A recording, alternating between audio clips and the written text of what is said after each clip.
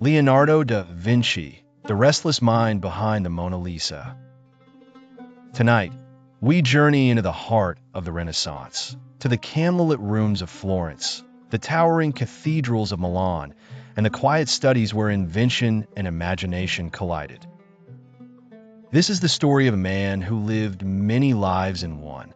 A painter, sculptor, engineer, anatomist, philosopher, and above all, a seeker. Tonight, we explore the life of Leonardo da Vinci, the restless mind behind the Mona Lisa. So before we begin, take a moment to settle in. Dim the lights, let the day slip away, and let your thoughts drift back more than 5 centuries to a small hill town in Tuscany where the story begins. It was April 15th, 1452, when Leonardo was born in the village of Vinci. He was born out of wedlock, the illegitimate son of a notary, Ser Piero, and a peasant girl named Caterina. He would carry no family name, no inheritance, no formal title. And yet, from these modest beginnings came a mind that would shape centuries. As a boy, Leonardo wandered the hills and streams of the countryside, watching birds in flight, sketching plants, tracing the flow of water. Where other children played, he observed. He saw the curve of a leaf, the shimmer of a dragonfly's wings, the fall of light across a stone wall, and remembered it all. He had no formal education in Latin or Greek, but he had a deep, burning curiosity.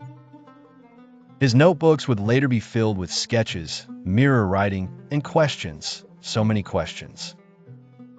Why does the sky appear blue? What makes a bird's wing lift? How does the heart move blood? For Leonardo, to see was to ask, and to ask was to draw. At age 14, he was apprenticed to the artist Andrea del Verrocchio in Florence. It was there that his genius began to show. He painted angels that outshone the master's own. He sculpted clay with delicate precision.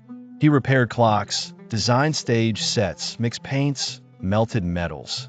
Always learning, always expanding. But Leonardo was not a man who stayed still for long. He drifted from city to city, Florence, Milan, Venice, Rome, always seeking patronage, purpose, and inspiration. In Milan, he would create some of his greatest works. The Last Supper, painted on a monastery wall, not with the permanence of fresco, but with the fragility of experiment. It began to fade in his own lifetime, but its impact endured. In his notebooks, he sketched helicopters and diving suits, bicycles and bridges. He dissected corpses to understand the human body, drawing muscles and bones with unmatched detail. He studied the flight of bats, the motion of water, the patterns of swirling smoke. To Leonardo, art and science were not separate. They were one and the same, both ways of seeing deeper, further, truer.